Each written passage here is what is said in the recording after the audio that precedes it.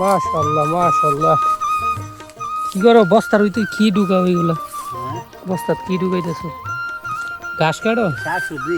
শাকসবজি খাইলে গাভীর দুধ ছাড়া একটা দিতে। কাটো কাটো কেমনে কাটো দিই রিফুজি কয় এগুলা। আগাছা রিফুজি এগুলা খায় না? গরুয়ে খায়? জ্বালায় সবই খাওয়া লাগে, খায় না। কুমড়া ফুলার বদলি করে শাকসবজি খায় না অনেক মনে হয়। সব খায়। সুন্দর গাছ এগুলা। গরু লাগে কাটতেছো না ছাগল? গাভীর লেগে। বাহ excellent।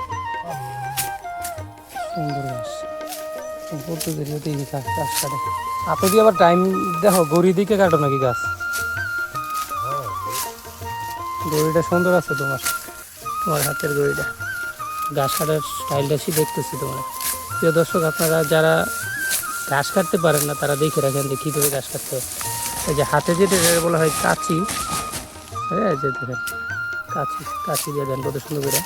দুই আঙ্গুলে চিপ মানে দুই আঙ্গুলে চিপ দিয়ে দিয়ে দূরা হয়ে যাবে।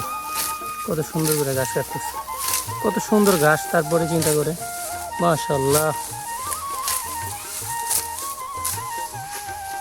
মাশাআল্লাহ। এই যে দেন বস্তায় ভরতেছে, বাড়িতে নিয়ে যাবে সাথে সাথে প্যাকেটে। চমৎকার। কিন্তু এটা কিন্তু আপনার পাহাড়ি অঞ্চল, পাহাড়ি অঞ্চলের লোকজন এভাবেই আপনার গবাদি পশুর জন্য ঘাস কেটে থাকে।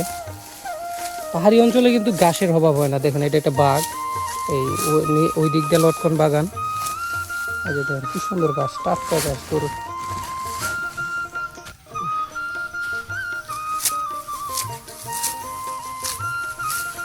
হ্যাঁ বিদ্যুতের গতি গাছটা। প্রশিক্ষণ থাকা জানা থাকা লাগবে বুঝছেন, মানে কি আপনার যদি আগে থেকে না জানেন তাহলে আঙুল চলে যাবে। খুব সাবধানতার সাথে কাটতে হবে। কাঁচিতে কিন্তু অনেক ধার।